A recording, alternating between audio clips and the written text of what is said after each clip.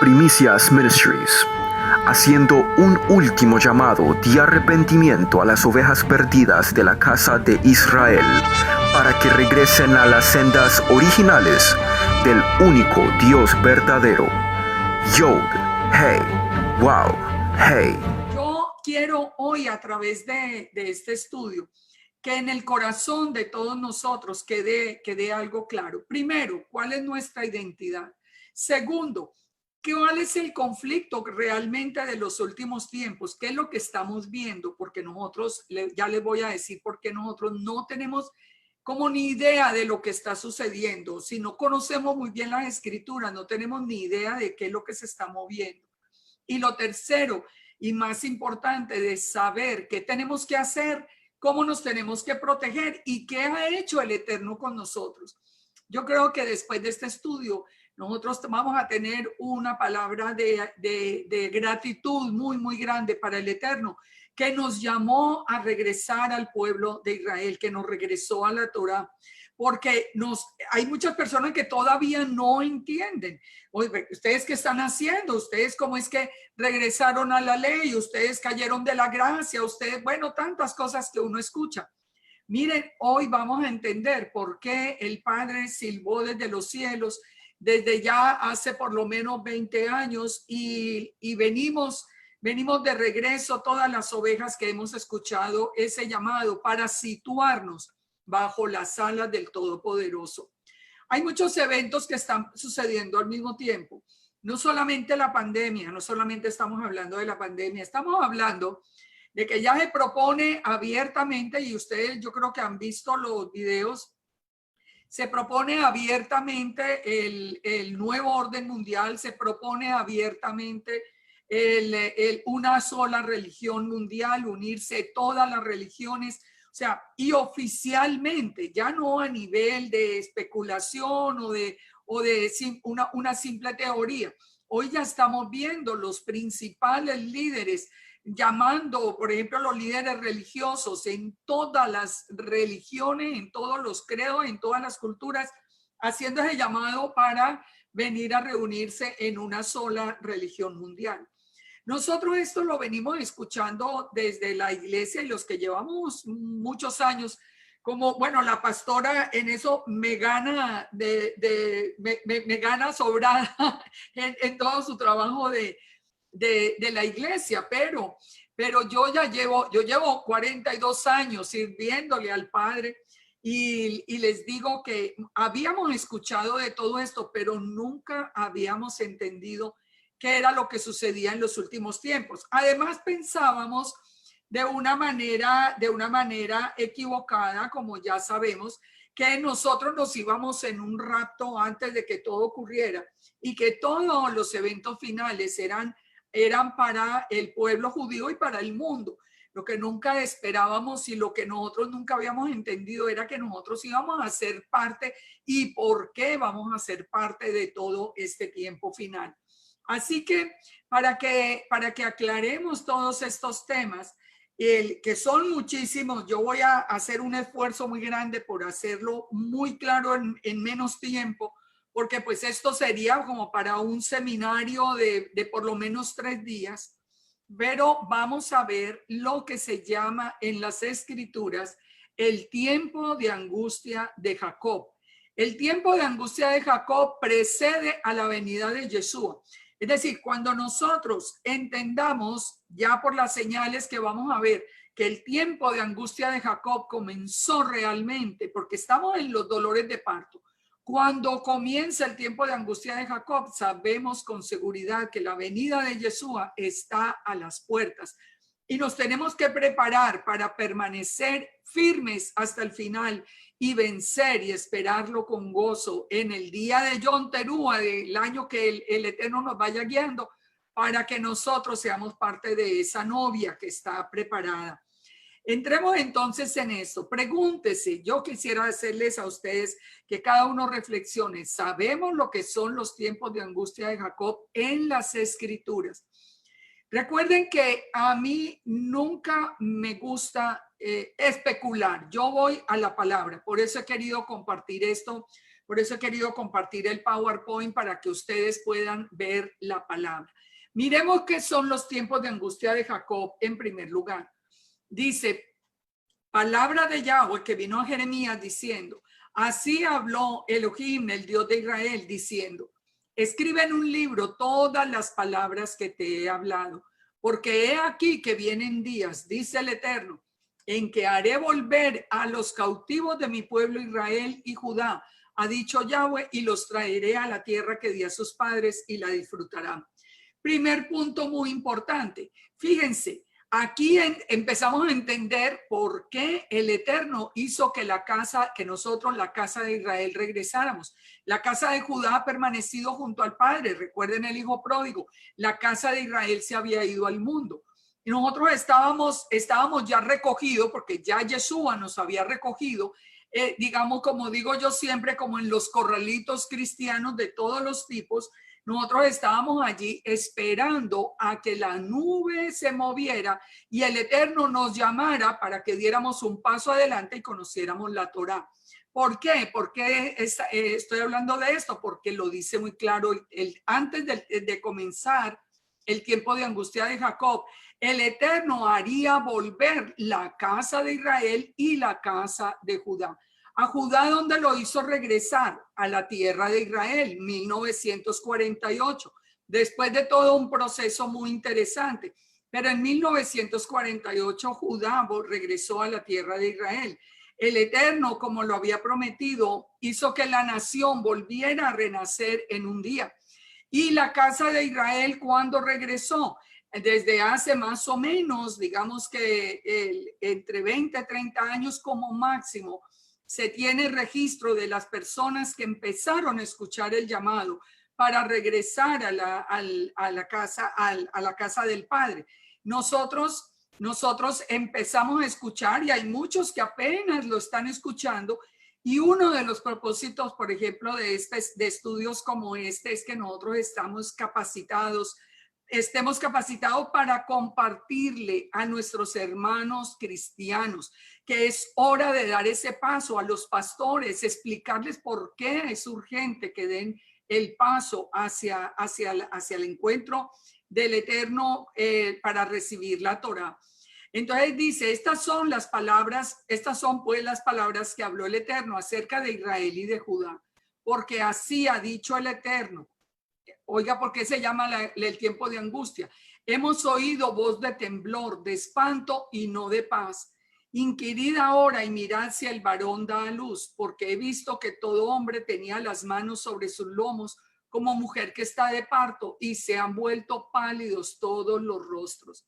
Nosotros estamos hoy en el tiempo de dolores de parto, pero lo que viene es un tiempo, como dijo el mismo Yeshua, un tiempo de angustia como el mundo nunca lo conoció.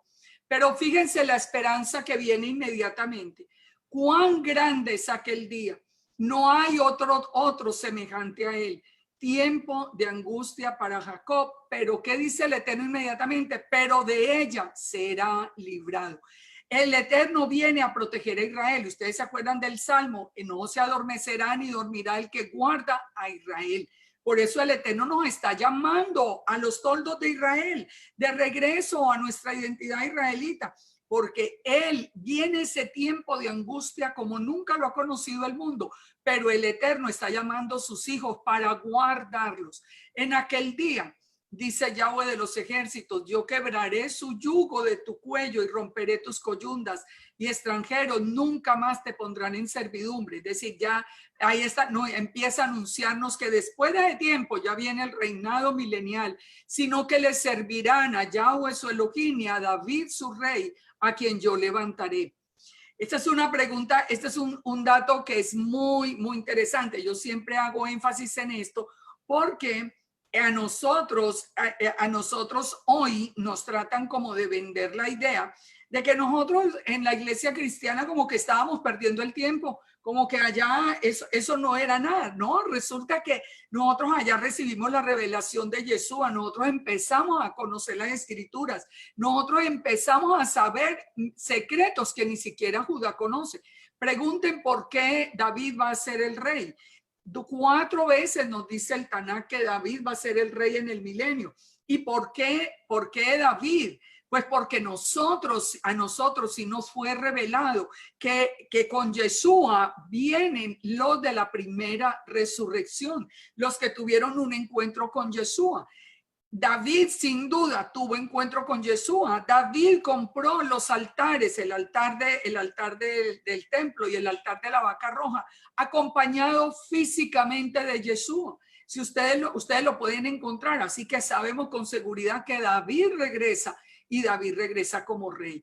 Entonces, ¿cuál es la promesa que nos da el Eterno para los que ya estamos aquí bajo sus toldos, bajo sus alas?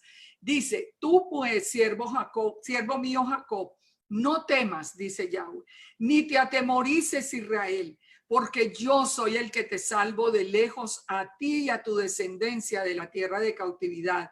Y Jacob volverá y descansará y vivirá tranquilo y no habrá quien le espante. Es decir, en todo eso no tengamos temor. Nosotros lo que necesitamos es información, no atemorizarnos, sino tener la información correcta. Porque dice el Eterno, yo soy el que te salvo. El que nos va a guardar es el creador del cielo y de la tierra, es el todopoderoso, es el que dice y se hace. Él no tiene rival. Así que imagínense si tenemos que tener miedo. Nosotros no, si estamos en las toldas de Israel ya y estamos en obediencia al Eterno, no nos tenemos que atemorizar porque el Eterno mismo nos guardará. Dice, yo estoy contigo para salvarte, dice Yahweh, y destruiré a las naciones entre las cuales te esparcí. Punto muy importante. ¿Contra quién viene a hacer juicio Yeshua? ¿Contra quién viene a hacer juicio? Uno siempre dice, no, al mundo. No, Yeshua no viene a hacer juicio al mundo. Yeshua viene a hacer juicio contra toda aquella nación que esté contra Israel o que hubiera estado en el pasado contra Israel. El Eterno, el juicio lo hace es contra todos los que se levantan o se han levantado contra Israel. No es el juicio, digamos, por el pecado del mundo. Así no es. Es exactamente eso. Dice, estoy contigo, destruirá las naciones entre las cuales te esparcí, pero a ti no te destruiré, sino que te castigaré con justicia, porque de ninguna manera te dejaré sin castigo. ¿Qué significa? Que primero el juicio viene a la casa, pero si nosotros hoy que estamos en este tiempo de restauración, entramos en obediencia a la Torá, queda poco tiempo y nosotros hemos aprendido a amar la Torá de una manera extraordinaria. Así que entrar en obediencia al Padre simplemente nos garantiza que para nosotros va a haber una revisión de nuestra vida, pero el juicio, si estamos en obediencia, pues no, el Eterno nos va a guardar. Entonces dice, pero serán consumidos los que te consumen. Todos tus adversarios irán en cautiverio. Hollados serán los que te hollaron y los que hicieron presa de ti daré en presa. Entender uno que el juicio del Eterno es contra las naciones que estén en contra de Israel, nos tiene que hacer pensar en algo muy, muy importante, en una parte como de lo que nosotros tenemos que tomar, las decisiones que nosotros tenemos que tomar ahora. Fíjese, las naciones siempre son juzgadas según el gobernante que tengan, no según el pueblo. En el pueblo puede haber muchos creyentes, pero según el gobernante que tenga el pueblo, el Eterno va a hacer juicio mayor o menor a esa nación. Ustedes han visto lo que sucede cuando un líder de una nación se va de frente contra el Eterno y maldice a Israel. Inmediatamente en esas naciones caen en maldición, caen en miseria, en pobreza, en enfermedad. Todo, la libertad se acaba, todo cae. Eso que nos tiene a nosotros que mover a revisar a quién vamos a poner como gobernante, porque esto es definitivo, esto no es un juego y en el tiempo final mucho menos. Entonces dice, mas yo, para nosotros, para el pueblo, dice, mas yo haré venir sanidad para ti y sanaré tus heridas, dice Yahweh, porque desechada te llamaron, y diciendo, esta es Sión de la que nadie se acuerda. Entonces ya sigue diciendo todo el proceso de redención. Yo hago volver los cautivos de la tienda de Jacob y tendré misericordia. Y la ciudad será edificada sobre su colina. El templo será sentado según su forma. En el futuro vamos a ver de nuevo el templo en Jerusalén. Saldrá de ellos acción de gracias, voz de nación que está en regocijo. Los multiplicaré, no serán disminuidos. Los multiplicaré, no serán menoscabados. Serán sus hijos como antes, su congregación será confirmada. Castigaré a los opresores, de ella saldrá el príncipe ya sabemos y lo sabemos por el profeta Ezequiel, que es David, y de en medio de ella saldrá su señoreador, el que es Yeshua, y les haré llegar cerca y él se acercará a mí, porque ¿quién se atreve a acercarse a mí? Dice Yahweh, ustedes me serán por pueblo y yo seré por vuestro Elohim. Este es el tiempo de angustia de Jacob anunciado, un tiempo de angustia como nunca el mundo lo ha conocido. Así que fíjense la promesa, no miren la angustia, miren la promesa. Entonces, ¿cuál es el plan? Revisemos rapidísimo el plan del Eterno, por si hay alguna persona que todavía no lo ha entendido. El Eterno creó el universo, creó el cielo, la tierra, todo. Él llama a Abraham y de Abraham le promete que va a haber un pueblo y el Eterno le promete que la simiente de él, el esperma de Abraham, va a ir hasta lo último de la tierra. Entonces, él hace un plan para que eso sea posible. ¿Qué hace? Él nombra a Israel como su pueblo, la descendencia de Abraham, Isaac y Jacob, y le da promesas y le da, ya conocemos todas esas promesas. Si ustedes de pronto no la conocen, ustedes pueden ver en los estudios 1 y 2, por ejemplo, en mi muro, para que vean toda de Génesis, Apocalipsis, ese plan. Y aparece un primer conflicto de los que forman el final de los tiempos. Todo el tiempo de angustia de Jacob resume dos conflictos que vamos a dejar hoy muy claros. Uno es el conflicto entre Esaú y Jacob y el otro es Hasatán luchando por el trono del Eterno. Esos dos conflictos son los que le dan sentido a todo el tiempo final. ¿Qué pasa con nosotros? Mire, que nosotros aprendimos a ver solamente una partecita de la historia. Entonces nosotros vemos que si los Illuminati, que si el nuevo orden mundial, que si los gobernantes, que si las religiones que se unen, que todo esto, y lo vemos, y nosotros no hablamos y no escuchamos en mensajes que usted tiene que guardar comida, pues que la comida se daña y no sabemos para cuándo, que usted tiene que salir corriendo y corriendo para dónde, eso, y no sabemos cuándo va a ser, entonces para dónde vamos a salir corriendo. O sea, nosotros tenemos como una parte de la historia, pero no hemos entendido el fondo. ¿Cuál es el fondo? El fondo, perdón, el fondo es el conflicto entre Esaú y Jacob. Viene entonces la restauración y la división en las dos casas de Israel. Hoy el enemigo se ha levantado muy fuerte, diciendo, no, las dos casas de Israel no existen, de Génesis a Apocalipsis. Porque al final es absolutamente claro, ahorita lo vamos a ver. El Eterno dividió a Israel en dos casas, una casa que permanecería con él, la otra casa que se iría al mundo, llevaría el esperma de Abraham hasta lo último de la tierra. Después vino Yeshua, recogió esas ovejas de Israel, las dejó allí por 2000 años, aprendiendo y reconociendo a Yeshua, y aprendiendo ya la palabra. Ahora el Eterno silba y va a unir los dos pueblos al final. Entonces, todo eso es el plan que está en las escrituras. Vino Yeshua que dijo, yo vine a buscar las ovejas perdidas de la casa de Israel. Ahora, ¿cuál es la misión que le dio a los discípulos? Ser pescadores de hombres. ¿Por qué pescadores de hombres? Porque había sido profetizado que Efraín y Manasés se levantarían al final de los tiempos, serían la plenitud de los gentiles de la que habla Pablo en Romanos 11, y Efraín y Manasés se multiplicarían como peces en la tierra. Por eso Yeshua manda pescadores de hombres para levantarlos a todos. Durante 2000 años nos reunieron, solo que no sabíamos quiénes éramos.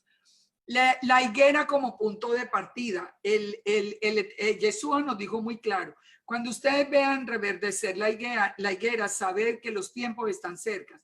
¿Cuándo reverdeció la higuera? La higuera es Israel, reverdeció después de 2000 años de dispersión, de destrucción del templo, de todo. Reverdeció en 1948. ¿Qué nos dice la palabra? Que la generación que vio reverdecer la higuera no pasará sin que todo se haya cumplido. Pongamos que una generación hoy sea de 100 años. Hoy es más, hoy vemos con mucha frecuencia personas de 100 años. Pongámosle que fueran 100 años. Así que tenemos toda una generación hasta 1948. O sea que estamos hablando de 20 años adelante para que todo sea cumplido. Eso no es nada. O sea, y nosotros retrocedemos en la vida. Hemos visto correr este tiempo, y recuerden que el Eterno va a recortar los tiempos por causa de los escogidos, para que ese tiempo de angustia no sea tan impactante en la vida nuestra. Viene entonces después que al final la resurrección de los huesos secos y el segundo éxodo. Recuerden que fueron anunciados 2 éxodos. Este es otro concepto que nosotros nunca aprendimos en la iglesia, porque en la iglesia nosotros veíamos el éxodo de Egipto, pero la palabra nos habla de un segundo éxodo. Nosotros ni nunca nos preguntamos cuándo va a ser, por qué va a ser. Nosotros somos parte de ese segundo éxodo. El Eterno nos está levantando, nos está poniendo la Torá en la mano, porque somos parte del segundo éxodo, y un día nos va a recoger para llevarnos, va a recoger un remanente, para llevarlo al desierto, no al cielo como se decía antes. Y esto, después de pasar todas muchas cosas del tiempo de angustia de Jacob, pero va a llevarlo al desierto, donde va a ser cuidado. Este primer y segundo éxodo, si ustedes no lo conocen bien, es otro tema que ustedes deberían investigar en este tiempo. Porque es que cuando uno tiene claro el concepto de los últimos tiempos, el temor es mucho menor, porque ya uno sabe qué es lo que viene. ¿Qué viene entonces al final? El espíritu de Elías, que ya está entre nosotros. Ustedes deben haber oído muchas veces la canción de los días de Elías. Pues eso no es simplemente una canción. Es que los días de Elías nos hablaban del regreso a la Torá y del regreso al tabernáculo de David. Nosotros ya regresamos al tabernáculo, porque en el tabernáculo de David, ¿quiénes estaban? Las 12 tribus. Ahora nos estamos levantando todos, y el regreso a la Torá. Y viene por último la batalla por Jerusalén, que es parte del segundo conflicto que yo les decía, que forma el tiempo de angustia de Jacob. El primero es la lucha entre Saúl y Jacob, y el segundo, la batalla por Jerusalén, porque Hasatán desde el principio, él está peleando por el trono en Jerusalén. Él viene al final el día de Yahweh y el reinado de Yeshua. Entonces, esto lo podemos ver, esto lo podemos ver así en la perspectiva. Ustedes lo pueden estudiar después en toda la escritura, porque son estudios que cada uno, no más el plan del Eterno, son como 4 horas que dura de solo citas bíblicas de Génesis, Apocalipsis, pero las tenemos que conocer. No tenemos que tener responsabilidad en este tiempo. Entonces, ya lo hemos visto, Abraham, Isaac y Jacob, serían benditas las familias de la tierra. Ya vimos la bendición a Efraín y a Manasés. Recordemos que en la bendición de Efraín y Manasés, un punto muy importante son las manos de Jacob sobre Efraín y Manasés, las manos cruzadas. Las manos cruzadas forman una cruz, y la cruz era la letra Tab, que significa un pacto. Recuerden que Yeshua murió Nosotros decimos murió en una cruz. Él murió sobre una letra Taf, que significa pacto. Él murió renovando el nuevo pacto. Él por eso muere en una cruz, porque si ustedes ven ahí en su pantalla, la forma de la letra Taf en paleohebreo era la de la cruz. Bien, entonces el primer éxodo ya lo vimos. Ahora, ¿qué caracterizó el primer éxodo? ¿Qué tuvo que haber para que saliera el pueblo de Israel de Egipto? La muerte del cordero, el primer Pesaj. Entonces, miremoslo todo en contexto. Ese primer éxodo, primero el pueblo creció durante 400 años, pasó de ser una familia a ser una nación, una nación tan inmensa que fue lo que causó el temor de Faraón. Ahora, cuando ya va a salir al desierto, esa salida está precedida por la sangre del cordero de Pesaj en el primer éxodo. En el segundo éxodo, ¿qué pasa? También nosotros tenemos la sangre del cordero de Pesaj, que fue Yeshua. Yeshua reemplazó el cordero y por eso empezó a recogernos como nación otra vez, ahora por 2000 años, para después sacarnos al desierto en el segundo éxodo. En la casa de Jacob, recordemos entonces, está formada por las 12 tribus, más los extranjeros o los gentiles que se anexan a Israel por creer en el Todopoderoso. Cada casa tiene diferentes juicios y diferentes promesas. Por eso nosotros podemos probar sin duda. Vea, yo les digo que yo tengo 20 años estudiando el tema de las dos casas de Israel. Y les digo esto, le puedo asegurar absolutamente, así con la responsabilidad que cada palabra mía va delante del Eterno, yo les puedo asegurar que de Génesis a Apocalipsis el tema de las dos casas es el único tema que tiene sentido, el único tema que nos da identidad, el único tema que nos sitúa a nosotros de una manera, digamos, activa y presente dentro del plan del Eterno. No hay ni una duda. Eso es un tema que yo he discutido muchas veces con personas, porque ¿cuál es la discusión? Que Judá no acepta por celos que la casa de Israel se levante. No acepta. Ellos dicen, no, Israel somos nosotros no más. Que ustedes vengan la reunión de judíos y gentiles. Pero gentiles quiere decir paganos. No hay una unión entre judíos y paganos. No, eso no existe. El nuevo pacto es con la casa de Judá y la casa de Israel. Y este es un tema que no tiene discusión. La gente que se opone es porque simplemente que me lo han dicho. Les repito palabras que he escuchado de maestros que me dicen, es que no queremos enojar a los judíos. Mi respuesta siempre ha sido, es que yo no quiero enojar al Eterno. Yo a los judíos los amo, punto, los amo, a eso sí, pero al que no quiero enojar es al Eterno. Así que bueno, entonces, ¿quién vino a buscar la casa de Israel? Yeshua. Nosotros sabemos por la profecía que nació en Belén, que cumplió todas las profecías, que Yeshua es divino, que Yeshua es eterno, que Yeshua estaba desde antes de la creación, como dice Miqueas 5:2. Como que Yeshua porta los 7 espíritus del Eterno, porque es un ejad con el Eterno. Yeshua es la imagen visible del Eterno. Yeshua es la palabra del Eterno, no es otro. No hay dos dioses, hay uno solo. Ahora cantábamos tan lindo en el Shema Israel, Adonai Eloheinu, Adonai Echad, es uno. Hoy se dice es uno, pero se habla de dos y nosotros hablábamos de 3 antes. Es uno, es un ejad. Entonces, en Isaías 9:6 que nos dijo, que nos advertía que el que venía a buscar la casa de Israel se llamaría Pele Yoetz, que nacería de una manera milagrosa. El Gibor se llamaría Dios poderoso. Abiad se llamaría Padre Eterno, porque él es el Padre Eterno, y Sar Shalom, el Príncipe de Paz. Pero ¿quién había dicho que venía a buscar las ovejas? El Eterno dijo, yo mismo iré a buscar las ovejas y las reconoceré, en Ezequiel 34:11. Entonces, ¿quién vino? Yeshua. ¿No se cumplió la palabra? Claro que se cumplió, porque Yeshua es Yahweh. Y el Eterno dijo, yo mismo iré. Envió su palabra en la forma de un hombre. Entonces, Yeshua es un punto clave en este final de los tiempos. Entender eso, que Yeshua vino a buscar las ovejas perdidas de la casa de Israel.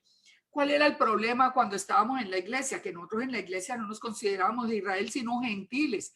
Entonces, ¿dónde dice que Yeshua vino a buscar a los gentiles? Si Yeshua mismo les decía a los discípulos, no vayan por camino de gentiles, vayan a buscar las ovejas perdidas de Israel. Pero no lo podíamos ver porque teníamos una ceguera parcial que sería quitada cuando se levantara Efraín. Dice muy claro en Romanos que cuando se cumpliera el tiempo de la plenitud de los gentiles. Ya se cumplió, ya nosotros sabemos quiénes somos, ya nos estamos levantando, estamos viendo todo cumplido. Entonces, sabemos que Yeshua es sin duda alguna el eje, el punto central de todo este final. ¿Por qué? Porque Yeshua es el que vino a recogernos, porque Yeshua es el que viene a reinar y a juzgar, porque Yeshua fue el que prometió librarnos de la ira venidera, porque Yeshua es el que nos reconoce delante del Padre, porque Él murió por nosotros, porque Yeshua dijo que Él nos reconocía delante de los ángeles, que son los que van a recoger para el segundo éxodo. Entonces, ¿quién es el personaje central en este tiempo de angustia de Jacob? Yeshua. Él va a ser revelado a los judíos. Léanse Zacarías 12. Cuando Israel sea atacado al final, ellos van a levantar los ojos al cielo y van a ver al que traspasaron. Así que todo Judá va a conocer a Yeshua en un día. Nosotros no nos tenemos que preocupar por Judá, nosotros solo nos preocupamos de orar y de amarlos, punto. Pero de revelarles no, porque el Eterno les va a revelar, nosotros no podemos, eso lo revela el Espíritu Santo y el Eterno mismo se los va a revelar. Ya cuando al final de los tiempos, cuando ya la casa de Judá conozca a Yeshua y nosotros, la casa de Israel, que conocíamos a Yeshua, conozcamos la Torá, entonces vamos a ser unidos en un solo palo en la mano del Eterno, la unión de las dos casas.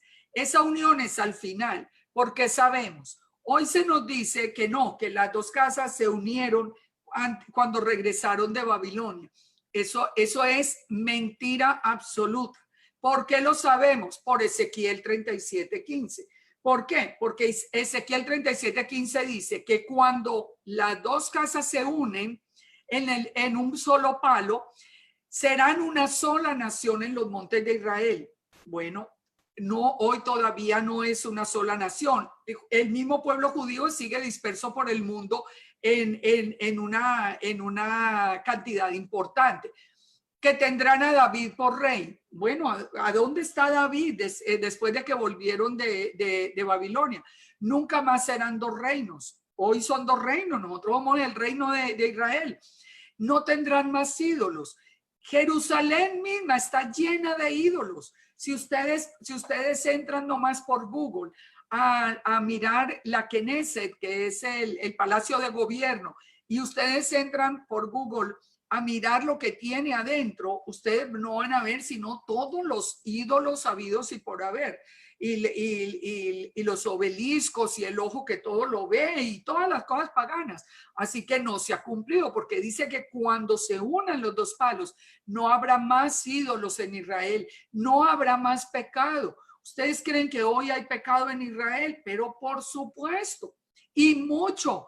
Y mucho, recordemos que en este momento no han podido nombrar a un gobernante en propiedad, porque van dos elecciones donde quedan empatados entre Netanyahu y un ateo. Así que ustedes me van a decir que no hay pecado en Israel, hay mucho pecado en Israel. Dice que habitarán por siempre en la tierra prometida, si se reunieron. antes de, si se reunieron antes cuando vinieron de Babilonia, entonces, ¿qué hicieron por qué pasó la dispersión por 2000 años? Entonces, nosotros con esa, no más, si a ustedes les dice que las dos casas no es verdad, pídanle a esa persona, oiga, explíqueme Ezequiel 37, pero verso por verso, palabra por palabra, y explíqueme cómo se cumple eso. ¿Tendrán perpetua paz? ¿Usted cree que Israel tiene perpetua paz? No, todos los días vemos que lo atacaron, que le mandaron misiles, que el mundo los odia. Entonces, nosotros, yo les pido una cosa, no se dejen desviar, simplemente digamos que por la buena intención de no ofender a la casa de Judá. Pero es que esa buena intención, al que sí ofende es al Eterno. Es buena intención, yo no digo que se está haciendo, pero es que el Eterno hizo un plan perfecto y ustedes lo pueden ver en la Escritura. Y por último, porque dice que cuando los dos palos se unan, el Eterno habitará en Jerusalén. Bueno, hoy el Eterno todavía no habita en Jerusalén, ni siquiera hay un templo. Así que ya sabemos que el tema de las dos casas sigue vigente. Las dos casas nunca se han unido y nosotros somos la casa de Israel que el Eterno vino a buscar. Hablamos de dos conflictos. Uno es el conflicto entre Esaú y Jacob y el otro la lucha de Satanás por el trono.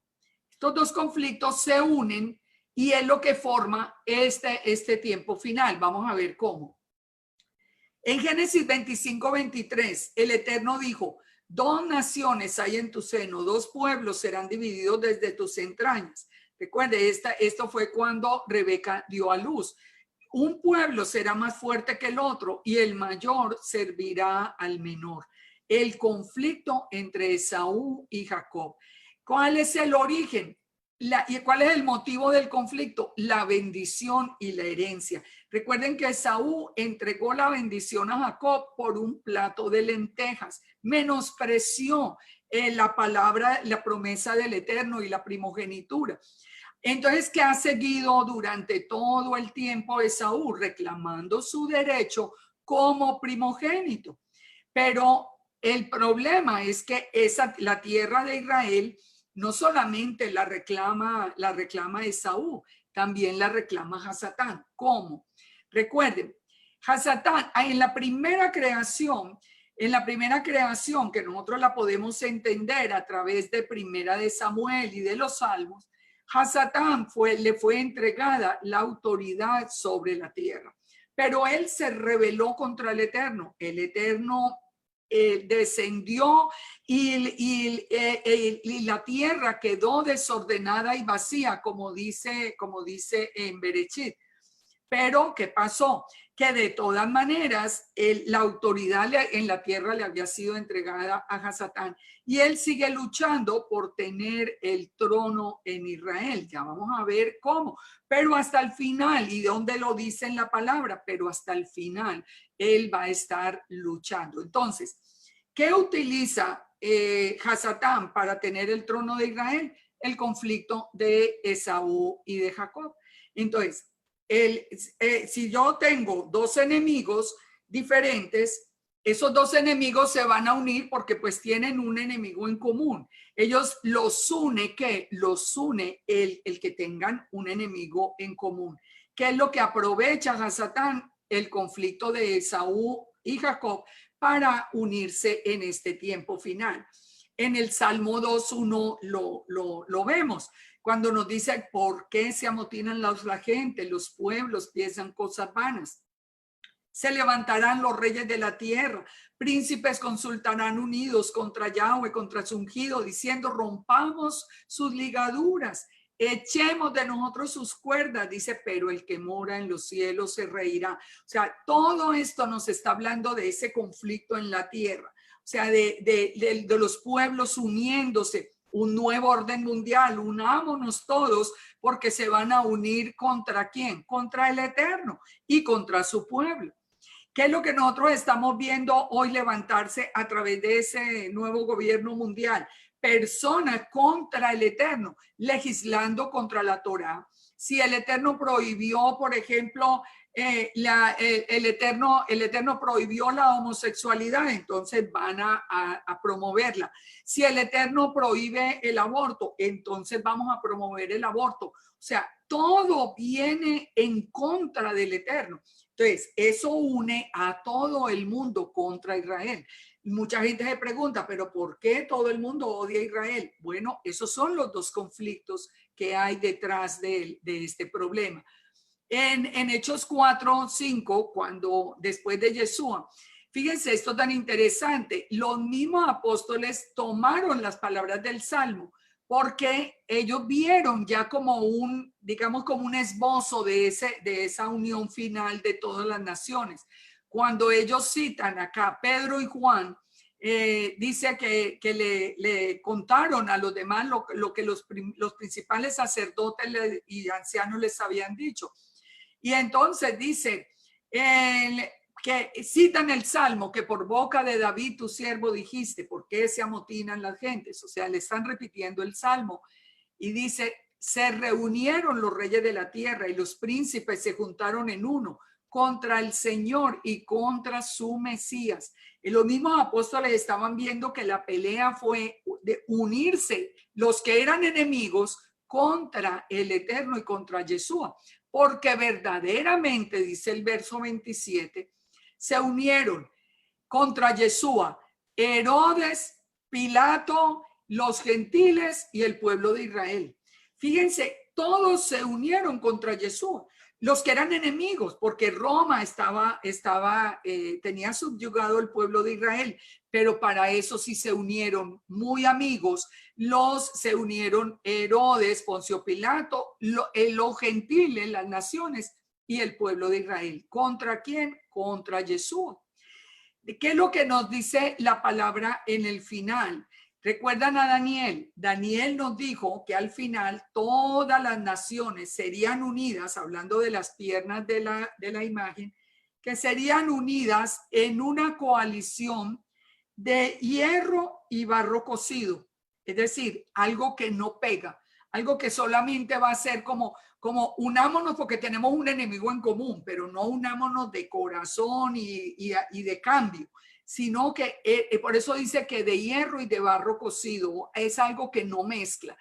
Entonces dice que toda esa unión final de todas las naciones, en lo que hoy conocemos como el nuevo orden mundial, va a ser deshecho ¿por quién? Por una roca que viene del cielo, la piedra que hiere a la imagen, que fue hecha un gran monte que llenó toda la tierra. Si ustedes ven en el estudio de Daniel, ¿quién es esa roca? Es Yeshua. Esa es la llanura, como dijo también Zacarías, que se volvió un gran monte, o el gran monte que se volvió llanura cuando nació Yeshua, porque era solo la palabra, pero después vuelve a ser el gran monte cuando regrese otra vez al Eterno y sean de nuevo un Ejad. Entonces, en el conflicto de Jacob y Esaú, si se unieron en el tiempo en que vino Yeshua, ¿cómo se unen hoy? Nosotros tenemos que ver las uniones de dónde vienen las uniones entre los pueblos hoy. Recuerden que Esaú en Génesis 28:8 nos dice que Esaú se casó con la hija de Ismael.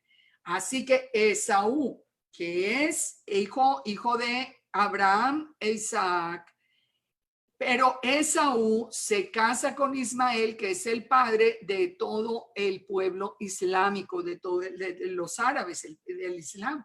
Ahí vemos una unión, ahí vamos entendiendo por qué en este tiempo final ellos pueden hacer un solo gobierno mundial, porque desde que empezó el conflicto, Esaú se unió sin problema a la hija de Ismael.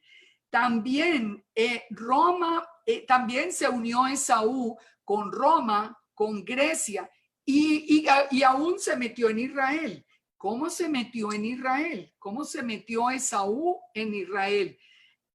Fíjense, Edom es Esaú, es el mismo Esaú, dice Génesis 36:43. es el padre de los edomitas. Eso lo dice literalmente el texto. Génesis 36:43. Edom, ¿qué significa? Rojo. ¿Quién era Herodes? Herodes, el que era rey de Israel en el tiempo en que nació Yeshua. ¿Quién era? Un edomita. Edom se había metido en Israel. ¿Por qué se metió Edom en Israel? ¿Cómo fue que nombraron a Herodes como rey de Israel? Bueno, todo lo que sucede, Herodes el Grande fue rey de Judea, de Galilea, de Samaria, de Idumea. Él estaba reinando sobre todo Israel. Él es el que construye el segundo templo y es de Edom y es de Esaú. Pero ¿por qué había llegado a ser de Esaú?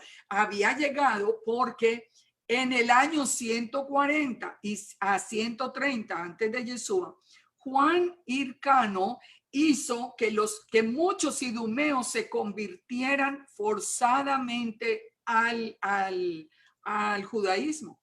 Entonces, este Herodes, que había nacido en Edom, que era de Esaú, él resulta por orden de los gobiernos, por eso les digo que mucho cuidado a quien se nombra en los gobiernos, ellos los obligaron a convertirse al convertirse al judaísmo. Ellos se volvieron judíos, se casaron con judíos, muchos adoptaron las costumbres judías, pero ¿qué pasó? Que su vida no era propiamente un testimonio. Fíjense que el mismo Herodes, ¿qué fue lo primero que quiso hacer? Matar a Yeshua, porque Yeshua se lo anuncian como el rey de Israel. Entonces, él mismo, pero aquí vemos entonces a Esaú con Ismael, con el pueblo islámico. Aquí lo vemos unido con Roma, porque tenía los vínculos con Roma para que lo nombraran rey de Judea en el tiempo de Yeshua.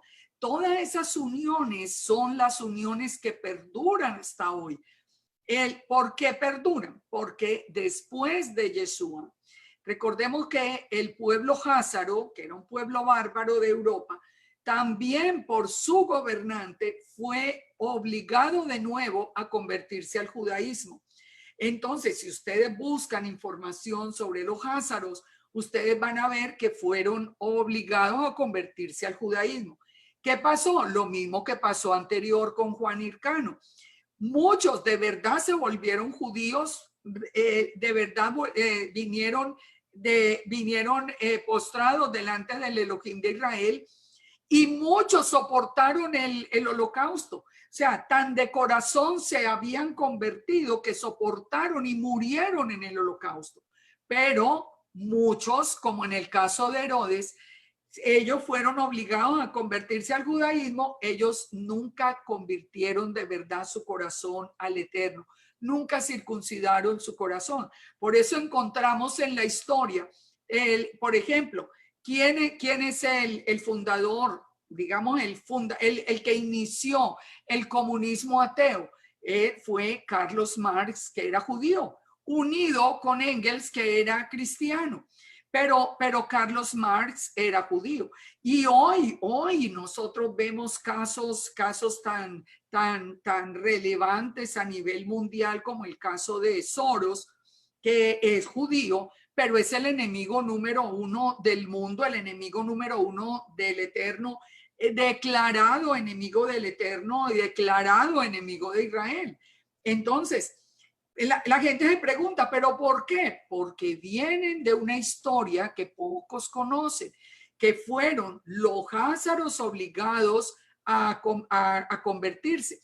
Muchas veces eso es lo que ha hecho que mucha gente tenga un mal concepto del judaísmo, porque como que los cobijan con la misma sábana, los tapan. No, eso no es así. Ellos han dado un mal testimonio, eso es verdad. Hay muchos. Hoy el 80% del judaísmo es ateo. Así que hay muchas personas, y lo vamos a ver en el futuro, yéndose en contra del Eterno. Pero, ¿por qué? ¿Es porque así es el pueblo judío? No. El que es judío de corazón, el que es de verdad pueblo del Eterno, está firme, va a conocer a Yeshua, y ha soportado una persecución de miles de años. Así que eso es lo que nosotros tenemos que aprender para no entrar en una cantidad de cosas que encontramos, digamos, desobligantes con respecto al pueblo judío.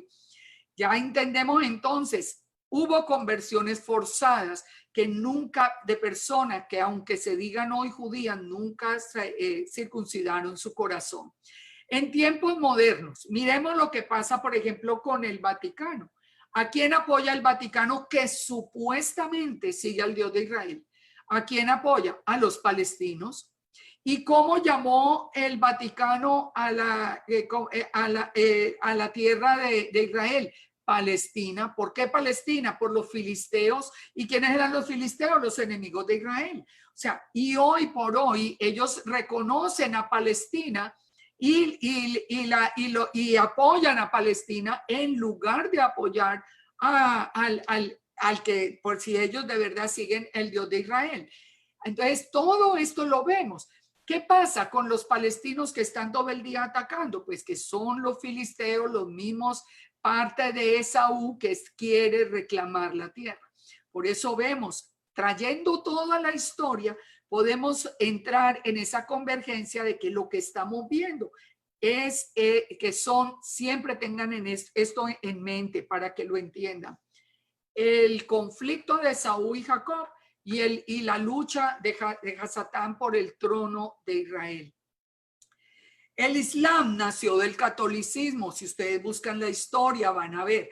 El Islam nació en el 570 a 632 después de Yeshua. Ya nace lo que nosotros conocemos hoy como el Islam.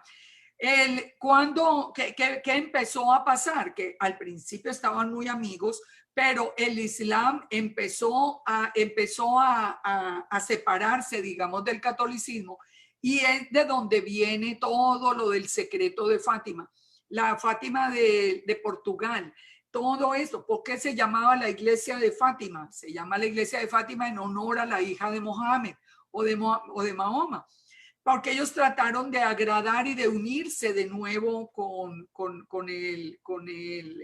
de unirse al catolicismo con el pueblo ya musulmán. ¿Qué vino después? La destrucción del templo.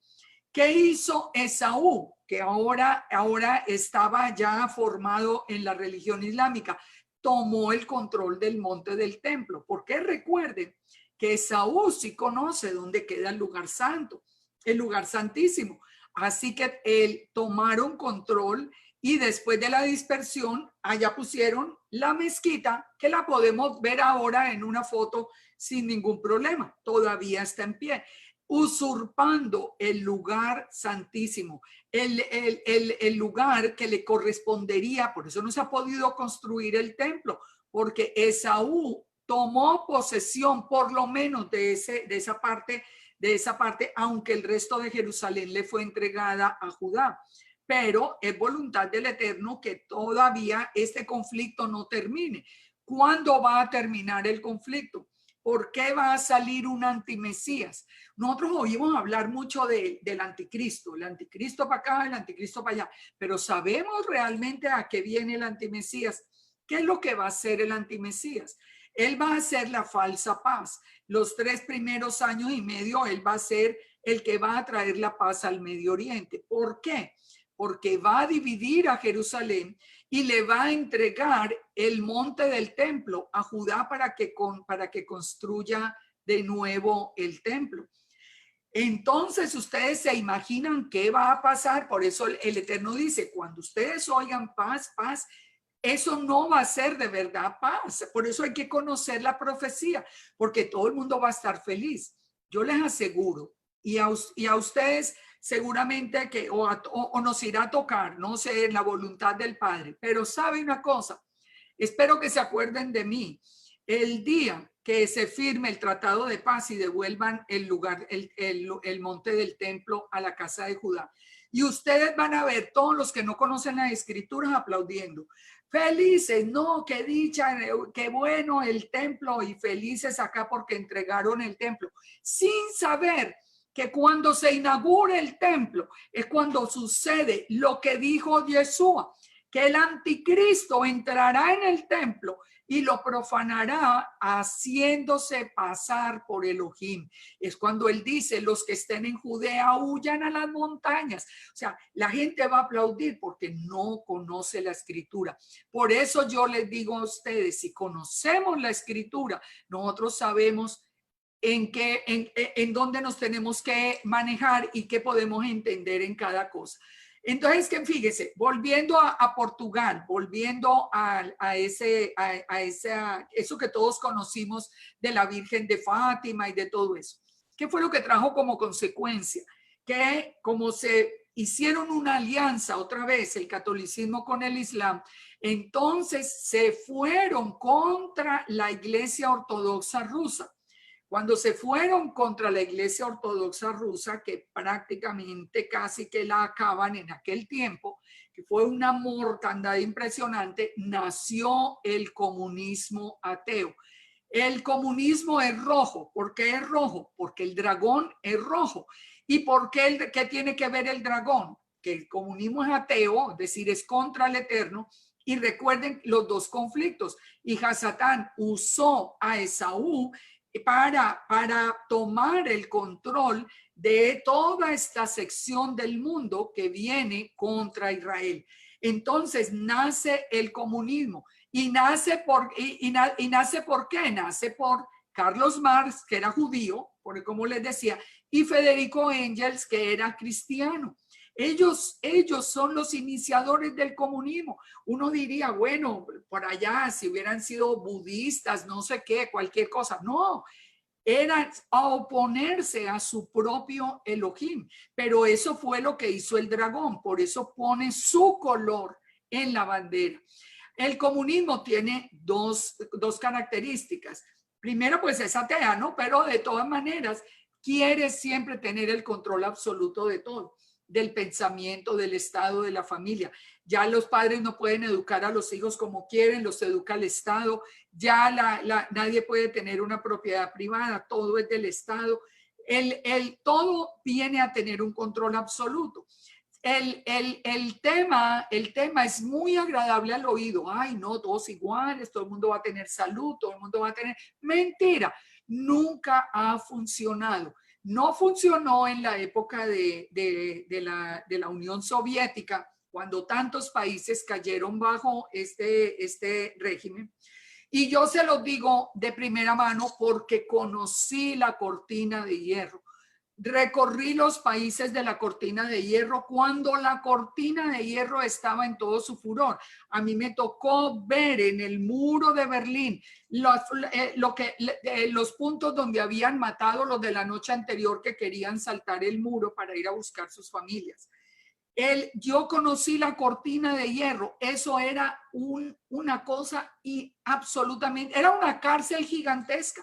Hagan de cuenta que ustedes entran en una cárcel gigantesca, donde no se podía hablar, donde no se podía reír, donde no podía entrar sino donde le dijeran, donde no podía mirar, donde no podía opinar, donde todo el mundo estaba allí bajo una opresión impresionante. Porque eso es lo que hace el enemigo. El enemigo que dijo, que nos dice la palabra, vino para hurtar, vino para robar y vino para destruir. Entonces, ¿qué es lo que tiene en común Edom? Entendamos todo esto al final. ¿Qué es lo que tiene en común Edom? Edom quiere bendición sin Torah. No quiere nada con el Eterno de Israel, pero quiere tomar control del mundo y le ofrece a todo el mundo una gran bendición. Mentira. ¿Por qué sabemos que es mentira? Porque los países comunistas son los más miserables y los más pobres, porque traen la maldición del Eterno, porque no solamente porque se oponen a él, sino porque van sin Torah.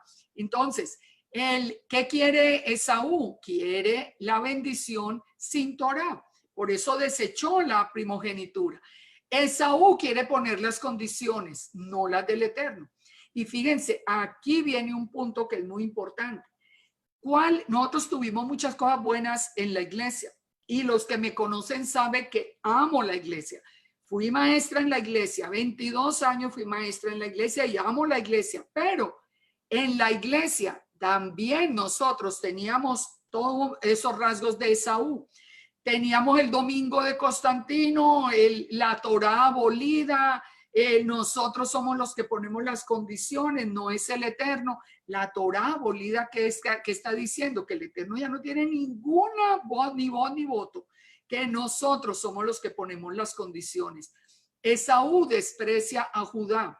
¿Y qué es lo que nosotros más vemos hoy cuando queremos salir de la iglesia por escuchar el llamado del Eterno? Que nos llaman judaizantes de una manera despectiva.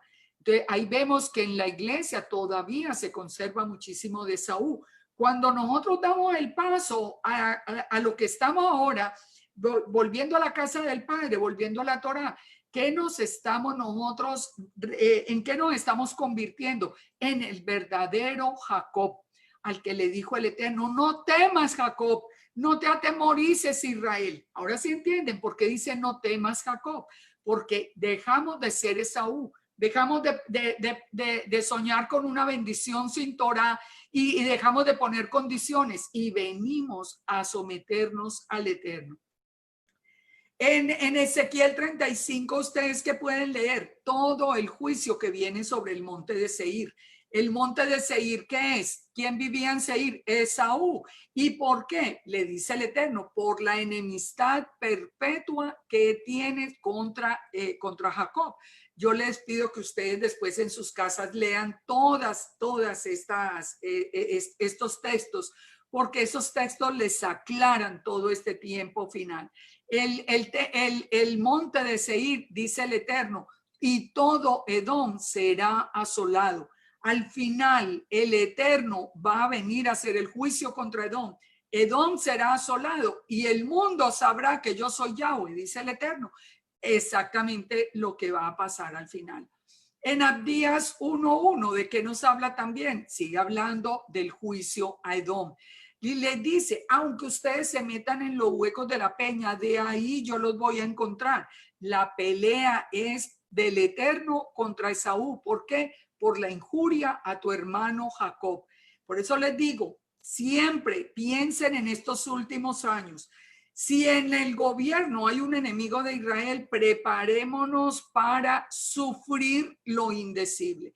Si en el gobierno hay un amigo de Israel, el juicio y el tiempo será mucho más soportable porque habrá menos persecución y más protección del Eterno. Ahora, dice que al final la casa de Jacob será fuego, la casa de José será llama y la casa de Saúl estopa. Los quemarán y los consumirán. O sea, esto es lo que viene al final, el final de ese conflicto, donde la casa de Jacob será fuego, la casa de José llama y la casa de Saúl estopa. O sea, todos vamos a pasar por esto, pero de una manera diferente. Y nosotros con la protección, pero ¿qué nos advierte el Eterno? Dice que subirán salvadores al monte de Sión para juzgar al monte de Saúl, pero el reino será del Eterno. Ahora, ese es el conflicto de Esaú y Jacob. Cuando están uniendo un solo gobierno mundial es porque se está uniendo todo Esaú. Por eso nosotros tenemos que salir de allá. Ahora vamos a ver, pero no nos queda el otro conflicto. Probémoslo en las escrituras. El conflicto de Hasatán por el trono. ¿Dónde lo encontramos? En Isaías 14:1. Vuelve y nos dice del final, Yahweh tendrá piedad de Jacob, escogerá a Israel, o sea, las dos casas de Israel, las hará reposar en su tierra y a ellos se unirán extranjeros y juntarán a la familia de Jacob. Las dos casas reunidas con todos los gentiles que vengan. Ya sabemos que eso es al final. Entonces, cuando ya estén reunidos, dice que el Israel ya redimido va a decir como este proverbio, o sea, se va a asombrar y va a decir cómo descendió, hablando de Hasatán, cómo descendió al Seol su soberbia. Recuerden que Hasatán va a ser atado por 1000 años en el tiempo del milenio. Entonces le dice, tú, a Hasatán, tú que decías en tu corazón, subiré al cielo, en lo alto, junto a las estrellas de Dios, me levantaré mi trono. Y en el monte del testimonio, que es el Har Moed, el monte del testimonio está en el tabernáculo. Dice, me sentaré a los lados del norte. Estas son palabras de Hasatán que están a través del profeta Isaías. Cuando dice, yo me voy a sentar en el Har Moed, en el tabernáculo en los lados del norte. ¿Qué es lo que hay en los lados del norte? Según Ezequiel 40, ahí era donde los sacerdotes se acercaban a presentar las ofrendas. ¿Qué es lo que quiere decir? Yo me voy a sentar, que ya las ofrendas no iban a ser, según él, no van a ser para el Eterno y no para Hasatán. Y esa es la profanación del templo que va a haber al final. Como les digo, cuando el templo se ha levantado, que Jesús advierte que va a ser profanado y que el antimesías se va a declarar como Elohim, él se va a sentar a los lados del norte, al lado del altar, y allí él se declara como Dios, que esas ofrendas del altar sean para él. Esto es absolutamente claro cuando uno conoce la escritura de principio a fin. Uno ve la secuencia y uno ve el tiempo final. ¿Qué nos dice Tesalonicenses, segunda de Tesalonicenses? Con respecto a la venida de Yeshua, no se dejen mover, no se dejen conturbar, no se dejen, en otras palabras, no dejen que les digan que Yeshua viene mañana, que Yeshua viene dentro de un año, no dejen que les digan nada de eso, porque no vendrá sin que venga antes la apostasía. ¿Qué es la apostasía? Lo que estamos viendo hoy estamos en el tiempo de la apostasía, los que niegan a Yeshua. Todos esos que dicen que Yeshua es un hombre cualquiera, un rabino cualquiera, que niegan su nacimiento como fue anunciado proféticamente, niegan el Yeshua de las Escrituras, todo esa es la apostasía.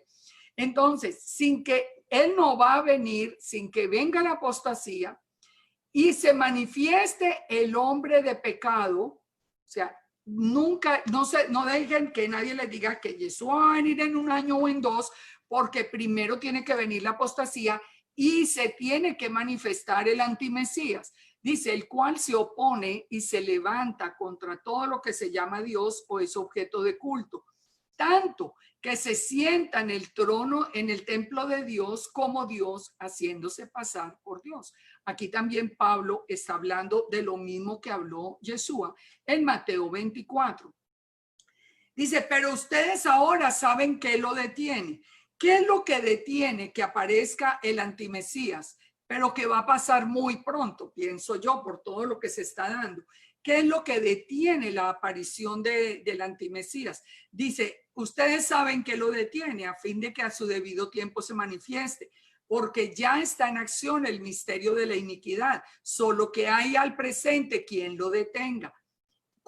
Y una vez que se ha quitado del medio, entonces se manifestará aquel inicuo a quien el Señor matará con el espíritu de su boca y destruirá con el resplandor de su venida. Inicuo cuyo advenimiento es por obra de Hasatán, con poder, señales y prodigios mentirosos. Y pongan atención a esto, con todo engaño de iniquidad para los que se pierden porque no recibieron el amor de la verdad para ser salvos. Si ustedes, ¿qué es la verdad? La palabra es la verdad, Yeshua es la verdad.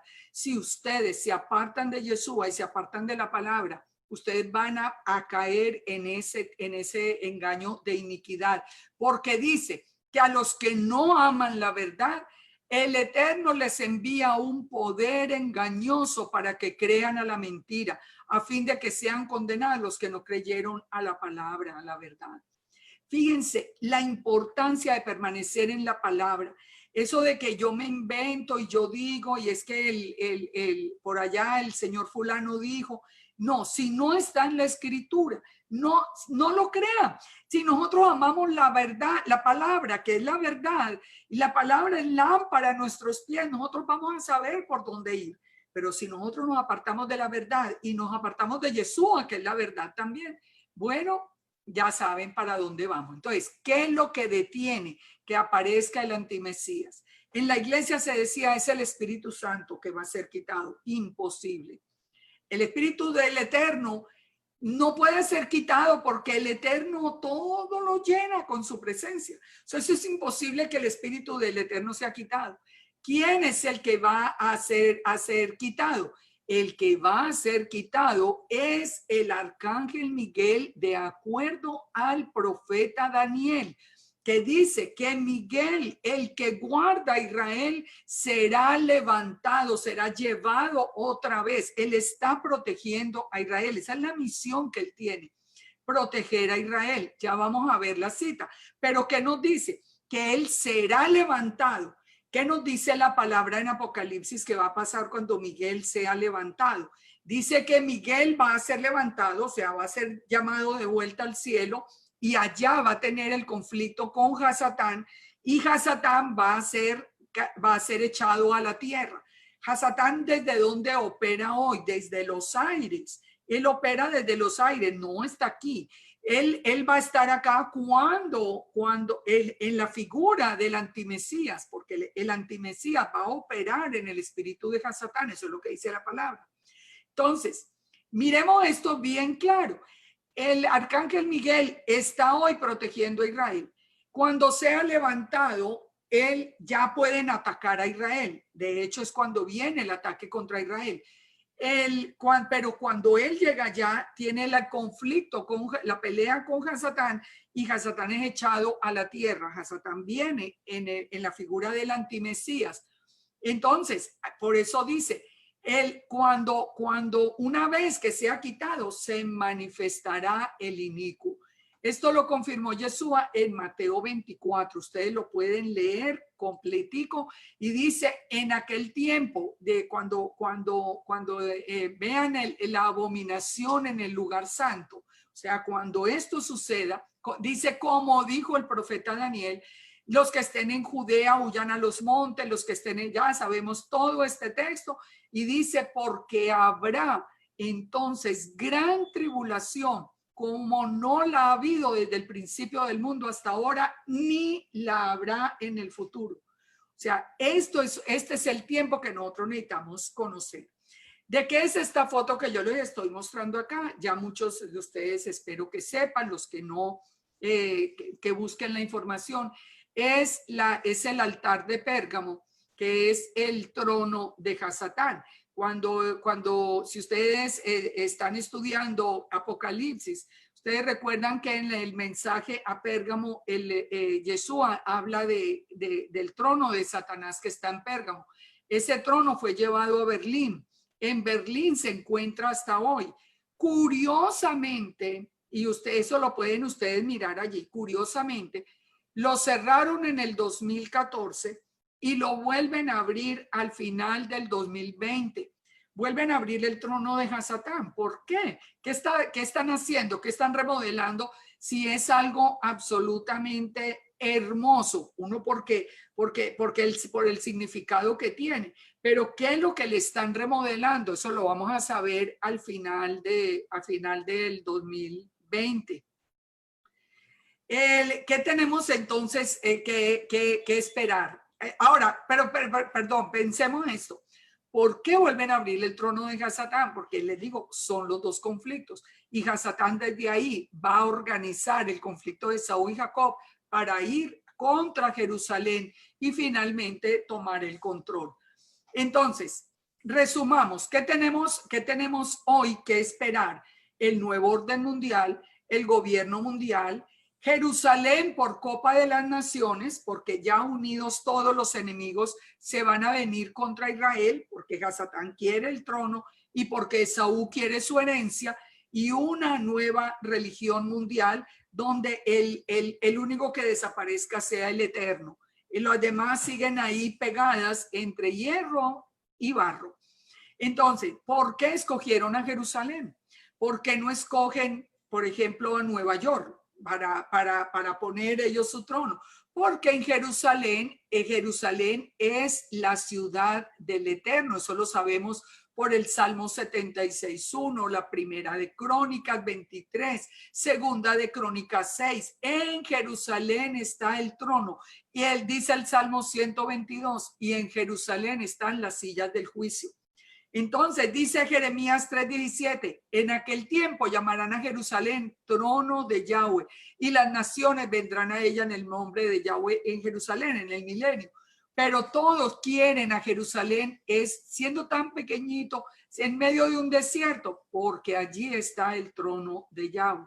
Recuerden que allá está la piedra del fundamento. Recuerdan la escalera de Jacob, el punto donde dijo, esta es puerta del cielo, casa de Dios y puerta del cielo.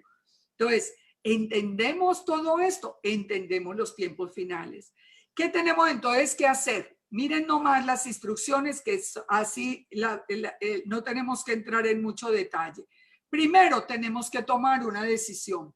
¿Le creemos a los hombres o le creemos al Eterno? Miren, yo insisto, cada día, ustedes no ven ni un solo día. Bendito al Padre que me ha dado la fuerza para que día tras día escriba algo, enseñe algo en Facebook. Son cosas cortas, pero siempre le estoy recordando a la gente, tienen que tomar una decisión, y ahora con mayor razón. O le creemos al Eterno o le creemos a los hombres, porque no pueden ser las dos cosas al tiempo. Los hombres van por un lado, el Eterno va por otro.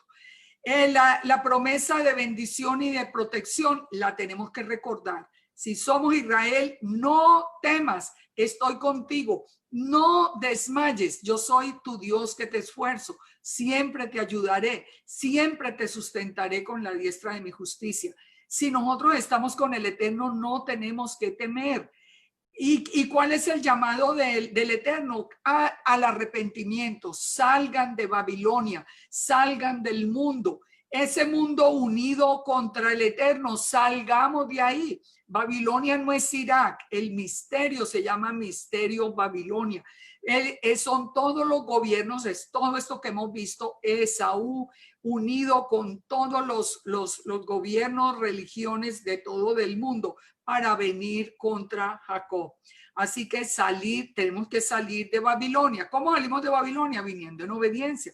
Si vamos el domingo a la iglesia, tenemos que venir al Shabbat, que es la iglesia. El domingo es de Constantino, de Roma. El Shabbat es ordenado por el Eterno. ¿A quién le obedecemos? ¿A Constantino o al Eterno? Bueno, entonces, tenemos que entender también como parte de la solución. Fíjense, yo no sé si ustedes han visto fotografías de la torre de la Unión Europea. Pero la torre de la Unión Europea hoy por hoy, búsquenlo en Google, que ahí mismo aparece sin ningún problema. La forma es la misma forma de la Torre de Babel. Todo empezó en Babel, la confusión, y los pueblos se unieron contra el Eterno. Al final, todos se unen en la unión, la Unión Europea, y construye una nueva torre de Babel. Otra confusión, mezcla de barro, mezcla de hierro, mezcla de religiones, mezcla de todo. Fíjense que es el mismo Babel. De ahí es de donde nosotros tenemos que salir. O en Apocalipsis 14:8 nos dice, salid de ella, pueblo mío. Oí otra voz del cielo que decía, salid de ella, pueblo mío, para que no seáis partícipes de sus pecados, ni recibáis parte de sus plagas. Entonces, ¿quién es el que nos va a guardar? ¿Quién es el que nos va a guardar en la hora de la prueba? Yeshua lo dijo, por cuanto has guardado la palabra de mi paciencia, yo te guardaré de la hora de la prueba que ha de venir sobre el mundo. ¿Qué es lo que está haciendo la apostasía? Según Judas 1:4. Dice que han entrado hombres encubiertos que habían sido destinados a condenación, hombres impíos que convierten en libertinaje la gracia de nuestro Elohim y niegan al Elohim único soberano y niegan a Yeshua. Esa es la apostasía. ¿Contra quién es la guerra final? Contra Yeshua. No es contra el Eterno, es contra Yeshua. ¿Cómo se llama el anticristo? Nosotros decimos anticristo, pero como que no caemos en cuenta. Hoy le decimos antimesías. Pero es que el único Mesías es Yeshua. La gente dice antimesías, entonces se imagina que puede haber toda una gama de Mesías. El único Mesías es el anti-Yeshua. Por eso nosotros vamos a ser perseguidos. Por eso Yeshua lo advierte. Dice, mirad que no seáis engañados. Muchos vendrán en mi nombre diciendo, yo soy el Mesías. El tiempo está cerca, no vayan detrás de ellos, porque van a huir de guerras, de sediciones, nación contra nación, terremotos, todo lo que hemos venido oyendo. Pero dice, pero a ustedes los perseguirán, los entregarán, los echarán de las sinagogas, los entregarán a la sinagoga y en las cárceles y seréis llevados ante reyes y ante gobernadores por causa de mi nombre. ¿Sí ven? La persecución que viene es contra nosotros. Nosotros podemos contra esa persecución. En nuestras fuerzas les digo que no. Pero con el poder del Eterno, nosotros en obediencia, Él nos guardará. Por eso Yeshua dice, a los que han guardado mi palabra, yo los guardaré en la hora de la prueba. Dice, y seréis aborrecidos de todos por causa de mi nombre. Dice, seréis entregados aún por vuestros padres, hermanos, parientes, amigos, aún los familiares nuestros más amados, que se vayan en este momento de decisión, se vayan contra el Eterno, nos van a entregar al antimesías. Por eso es lo que el mismo Yeshua advirtió. Entonces, serán aborrecidos de todos por causa de mi nombre. Yo le puse aquí que si ustedes recordaban a Sanbalat y a Tobías, ¿quiénes eran esos? Los que vinieron a burlarse de los que regresaron de Babilonia a Jerusalén. ¿Por qué los cito? Porque hoy se burlan de nosotros. Que si nosotros creemos en Yeshua, ay, no, es que no han salido del cristianismo, es que ustedes creen todavía en el Nuevo Testamento y se burlan y es que no saben nada, es que no conocen la historia, es que no conocen el libro tal o el libro no sé cuántas y es por ignorancia que creen que Yeshua. No, los que creemos en la palabra, a nosotros no nos importan los Sanbalat ni los Tobías, que si ellos se burlan, nosotros seguimos edificando. ¿Por qué? Porque nosotros sabemos y confesamos que Yeshua es el Señor, que Yeshua nació de una virgen de la manera como había sido anunciado, que Yeshua es la imagen visible de Elohim. No importa si el mundo se ríe, nos persigue o nos dice, si nosotros permanecemos firmes, porque dice Primera de Juan, ¿quién es el mentiroso sino el que niega que Yeshua es el Mesías?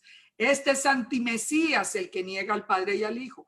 Primera de Juan 4:3, todo espíritu que no confiesa que Yeshua vino en carne, es decir, que es la palabra hecha carne, no es de Dios. Todo el que le diga a usted que Yeshua nació de un hombre y una mujer, de Miriam y de José, no es del Eterno.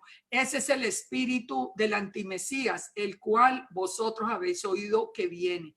Dice en Segunda de Juan, porque muchos engañadores han salido por el mundo que no confiesan que Yeshua vino en carne. O sea, que el Eterno vino en carne. Quien hace esto es engañador y antimesías. Así que miren la seriedad de esto. Una instrucción muy importante para este tiempo, Isaías 26:20. ¿Qué nos dice el Eterno? Que nos enloquezcamos y nos vamos para el monte y nos vamos para... No, Él dice, pueblo mío, entra en tus aposentos, cierra la puerta, escóndete un poquito por un momento en tanto que pasa la indignación. Él nos llama más bien a estar en obediencia, a estar en contacto los creyentes unos con otros. Establecer estos contactos de hoy es muy importante en ese tiempo final. Que nos podamos llamar, que nos podamos animar, que nos podamos soportar unos a otros, ayudar unos a otros, porque va a ser un tiempo difícil. ¿Qué tenemos que esperar? El ataque fuerte a Jerusalén cuando Miguel sea quitado. ¿Dónde dice Miguel quitado? Para que ustedes lo busquen y lo confirmen en Daniel 12:1. Hasatán va a ser echado a tierra en Apocalipsis 12:7. Viene después la recolección del remanente. En Mateo 13:49 dice que saldrán los ángeles y separarán a los malos de los justos. En Lucas 12:8 que dice Yeshua, que el que confiese a Yeshua delante de los hombres, él nos confiesa delante de los ángeles. Él viene hasta las nubes, ordena que recojan el remanente. El remanente tiene dos características. El remanente cree en Yeshua y guarda la Torá. La iglesia cristiana cree en Yeshua, pero no tiene la Torá. El judío tiene la Torá, pero no cree en Yeshua. Para ese entonces ya el judío ha conocido a Yeshua y nosotros hemos conocido la Torá. Vienen los ángeles y recogen el remanente de Israel y lo llevan al desierto por 3 años y medio, los últimos 3 años y medio. Dice, pero solo un remanente. La otra parte del remanente se queda, el que no esté en obediencia realmente, se queda en ese tiempo final. Que es lo que se llama la abominación desoladora y el tiempo de la gran tribulación. Entonces, todo esto lo podemos encontrar ¿dónde? En Apocalipsis 12, en Jeremías 50, en Isaías 10:20, que ese remanente va a ser recogido. Todas las naciones van a saber, es momento de la elección nuestra. Nosotros tenemos que saber que el día de Yahweh viene y desde ahora entonces tenemos que decidir salir de Babilonia. Nosotros tenemos que regresar en obediencia, estar quietos, saber de la protección del Eterno, entender esos tiempos. Y por último, una recomendación del Eterno que dice, por eso, porque está hablando del día de Yahweh, rasgad, pues convertíos a mí de todo vuestro corazón, con ayuno, lloro y lamento. Rasgad vuestro corazón y no vuestros vestidos. Es de corazón, no es que me pongo, no, es de corazón el arrepentimiento. Y convertíos a Yahweh vuestro Elohim, porque él es misericordioso, clemente, tardo para la ira, grande en misericordia, y que se duele del castigo. Y dice que toquen trompeta en Sión, que proclamen ayuno, que convoquen asamblea, que reúnan al pueblo, que santifiquen la reunión, que junten los ancianos. Todo esto que estamos haciendo lo tenemos que seguir haciendo, uniéndonos, uniendo conocimiento, fuerzas, animándonos, todo. ¿Por qué? Porque viene el día de Yahweh. Ya vimos en Apocalipsis 12:13, la mujer, ese remanente será sustentado por 3 años y medio. También en Jeremías 51:44 nos dice que salgamos de Babilonia, que salvemos por nuestra vida de la ira de Yahweh. Y esta es la palabra que yo quiero dejarles: salid de Babilonia. Contémosle a todos nuestros hermanos cristianos, es hora de volver en obediencia a la Torá. Expliquémosle por qué en nuestras palabras, pero ya sabemos la orientación de las escrituras. Salgan de Babilonia, no más domingo de Constantino, no más la vida sin las fiestas del Eterno, no más la vida comiendo cerdo, no más la vida haciendo lo que es abominable para el Eterno. Eso ahora es: salgan de Babilonia, regresen a la palabra. Vamos a orar. Padre, te damos gracias porque tu palabra es verdad, porque tu palabra no vuelve vacía, y te pedimos que sea tu Ruach, y que sea tu Ruach el que nos recuerde cada una de estas informaciones, Padre Santo. Que tú prepares nuestro corazón para que toda dureza que aún haya en nuestro corazón, si aún hay corazones de piedra en nosotros, que tú lo transformes en ese corazón de carne que ame tus mandamientos, que se someta a ti, que aprenda tu palabra, Padre, porque sabemos que vendrán días donde buscaremos la palabra y no la podremos hallar. Padre, que este es el tiempo de aprenderla, que tú mismo no la reveles y no la enseñes, como lo prometiste en Jeremías 16. Padre, enséñanos tu palabra, ayúdanos a levantar esta congregación de primicias. Padre, llena de tu Rúa con dirección fuerte en la palabra, con una dirección sólida por Yeshua, sin desviarse ni a derecha ni a izquierda. Padre, que sean muchas las ovejas que escuchen ese llamado y que vengan a reunirse para que nos animemos juntos, para que nosotros permanezcamos bajo tus alas, esperando tu protección y tu misericordia. Te damos gracias por esta noche, te damos gracias por este nuevo mes que comienza ahora en este momento. Te damos gracias por esa fiesta de Shavuot que celebraremos la próxima semana, que estaremos en este momento iniciando la fiesta de Shavuot la próxima semana. Te damos gracias y que tu protección y tu presencia estén en medio nuestro. Que tú nos des una paz sobrenatural, que tú nos des un gozo sobrenatural, aún en momentos de dificultad, para que nosotros, prendidos de tu palabra, prendidos de tu mano, caminemos seguros detrás de la nube que hoy se está moviendo de manera tan clara para nosotros. Gracias por habernos llamado, gracias por ese silbido que escuchamos. Danos tu bendición en esta noche, Padre eterno, en el nombre de Yeshua HaMashiach. Amén y amén. Bueno, bendiciones a todos.